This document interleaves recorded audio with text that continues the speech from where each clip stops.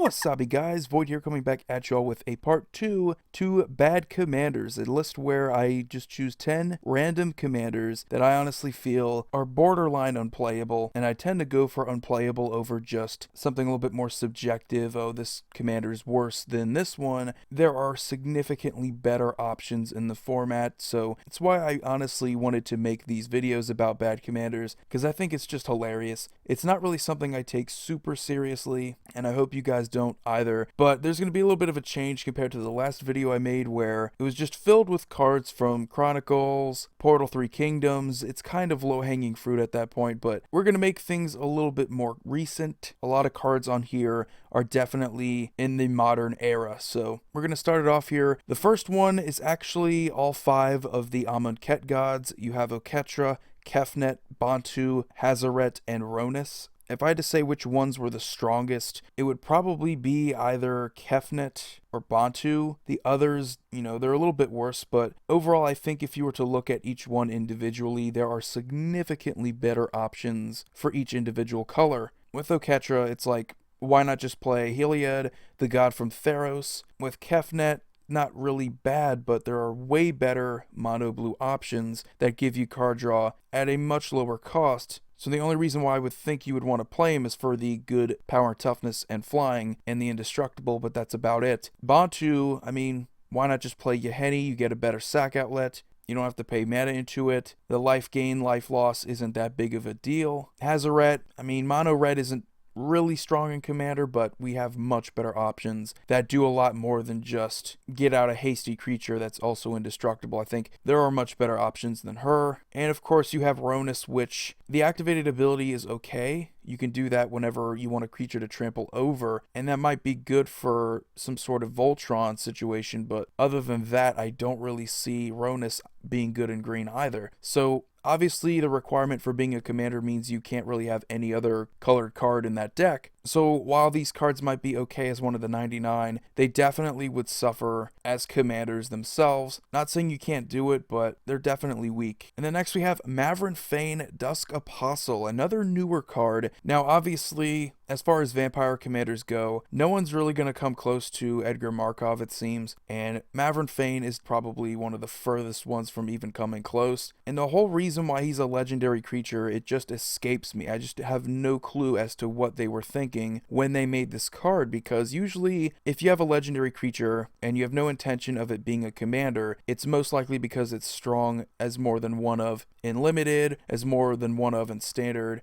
smaller formats where you can run, 4 copies. Seeing as no matter what you attack with a non-token vampire, it just gets you the same 1/1 lifelink vampire, which isn't bad. If you were going to have him as a commander, the whole purpose would probably be either tokens or vampire, seeing as you only get 1 off of attacking. You have to attack, and he has no keywords. No evasion, no lifelink, nothing that would make it good for just attacking other than getting that 1 token. So as a commander in white, he's weak. As a commander for vampires, even weaker. Overall, just not a good option as a commander. And next we have Phage the Untouchable. This is one that people mentioned, and believe it or not, you can actually make a good Phage the Untouchable deck. I guess you could say the reason why she's on this list for bad commanders is more or less because of people's hang up on the whole fact that you have to play her from your hand or you lose the game. But once you get her out there, it's just a matter of time before you're able to make her unblockable, swing at a player, knock them out of the game. There are certain cards such as Torpor Orb, which is probably the most well-known way of getting around Phage the Untouchables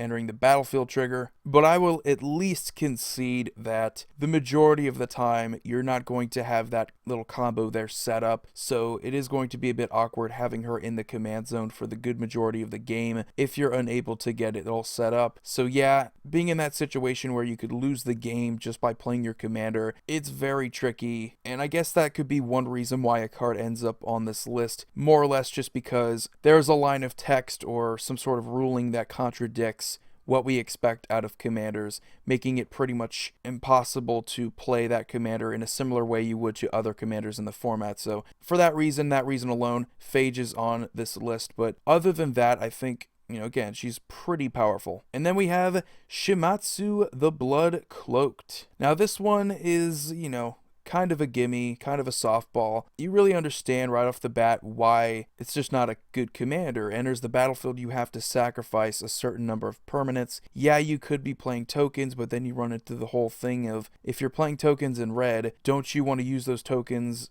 pump them up, maybe swing? That's usually what you want to do. You don't want to have to sacrifice them all just to make a big creature with no keywords whatsoever. And I shouldn't even have to tell you, there are way better options in red, but big creatures are always overrated, especially ones that don't have good keywords. No haste, no trample, no first strike, double strike, nothing like that would make this creature even somewhat formidable as an attacker. Your opponents are just going to laugh at you, sacrifice your lands if you want to be foolish like that. Just a very bad option as a red commander. But pretty funny though, again, you have to laugh at some of these cards. Then we have Kamal Pit Fighter. Now, actually, not a terrible card, has haste, is a 6/1 though, so as an attacker, not really going to intimidate anyone, doesn't have first strike, what you would probably want on a 6/1, but does have the ability to tap to deal 3 damage to target creature or player, so it's basically lightning bolt on a commander. If you really need that, then that's good. Other than that, there's really nothing else good about Kamal Pit Fighter, which is one of the funniest things. The other Kamal, Fist of Kroza, he's actually not a bad card. He's actually a lot better in Commander compared to this guy, but if you desperately need something to deal 3 damage, I mean, there's a reason why we don't see Lightning Bolt in Commander as often as you would see in literally every other format.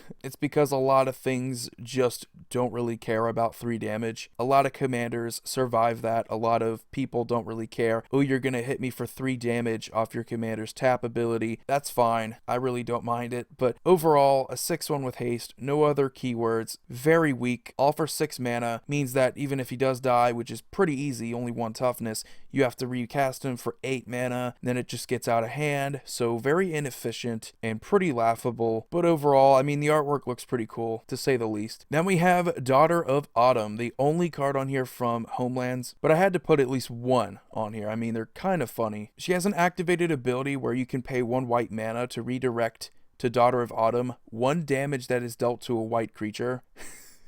Which, this is probably the funniest card on the whole list because it's obviously bad. No one would even contemplate making some sort of Celestia deck where this would matter, because it's not like that dinosaur from Rivals of Ixalan that can prevent all but 1 damage. It's not even like that. It's just, you just redirect 1 damage. The rest is still going to be dealt, and I really don't know if there's any situation where redirecting just 1 of that damage is going to matter to a white creature. It's not even your green creatures too. It's just your white creatures, so playing white creatures is going to have to be mandatory, and you're going to have to play more of them in order for Daughter of Autumn to even have any sort of relevance. It's one of those commanders where you're just playing her for the Celestia colors, and that's about it. Just laughably bad as a commander option. But again, I mean, I don't take it seriously. I don't expect anyone to have this as a commander anyway. And then we have Sursu, I don't know how to pronounce that name, Damir Lobotomist. Actually, one of those cards that I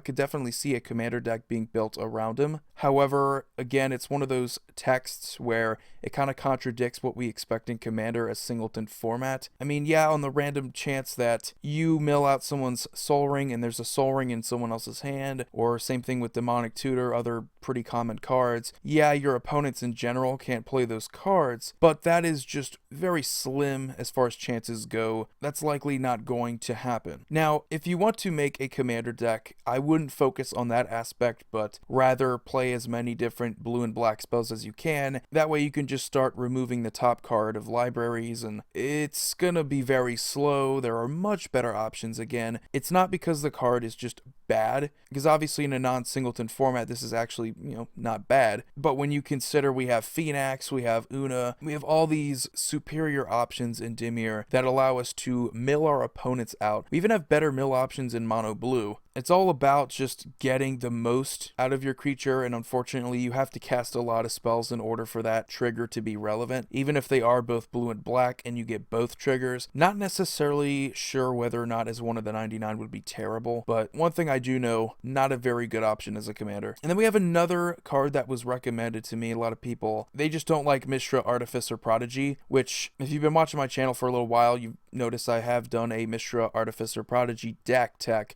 for one of my patrons, and it's actually quite strong. If you're willing to pay the money for a Nether Void from Legends, which I forget how much money it's going to cost you, but it's a lot, it's definitely going to make the deck significantly more expensive, but also a lot more playable. It's one of those cards that gets around the trigger, and you could also play Possibility Storm, which is one of the key cards in that deck also, that fool around with the cast trigger. They kind of punish your opponents, fool around with what they're doing, but at the same time, you end up getting the card that you originally wanted to cast. It's a little weird, but if you're playing a Storm variant, it could be quite strong. But obviously, if you're just going the average route and, only spending a couple $100s to play a commander deck, Mishra isn't very strong. So if you're willing to go all out, you can make a really competitive one, but on average, most people don't want to go all out, and that's perfectly fine. So it has to be on this list because people just kept nagging me about Mishra and Phage, and like, yeah, they're bad at face value, but once you put some money into those decks, specifically tailor them to where you can get those cards out and then make the trigger relevant, they're pretty good, pretty strong. Next we have Dragon Lord Colaghen,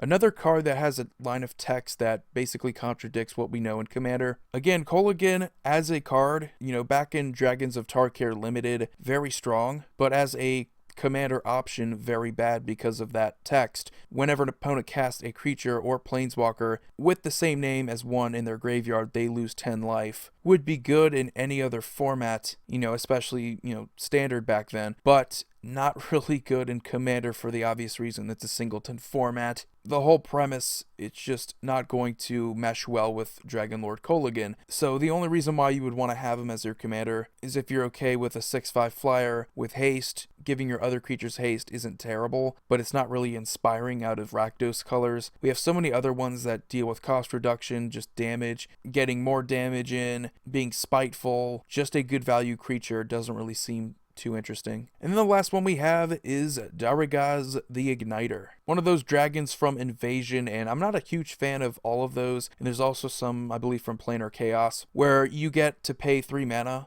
in addition to dealing combat damage, that trigger, in order to do something. This one, you have to choose a color, and that player that you dealt combat damage to has to reveal their hand, and it deals 1 damage to them for each card of that color. So in Commander, hand size, again, it's not going to be the set in stone thing. Your opponents, depending on who you attack, could have a lot of cards in their hand or very few.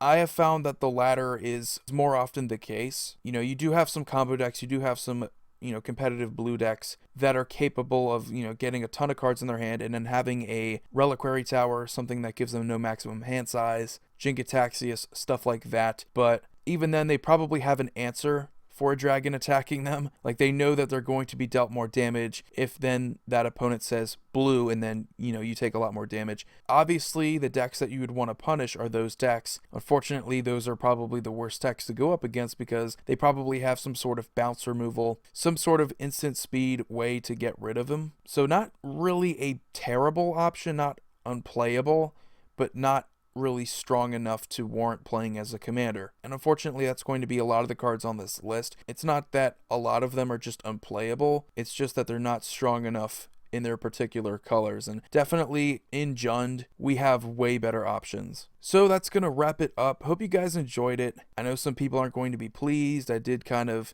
say a lot of these cards are terrible, but it's all in good fun. At the end of the day, if you want to make a good deck built around these commanders, you're welcome to try. As long as you're having fun, it doesn't really matter. But anyway, hope you guys enjoyed it. Void here signing off. You all have a wonderful day.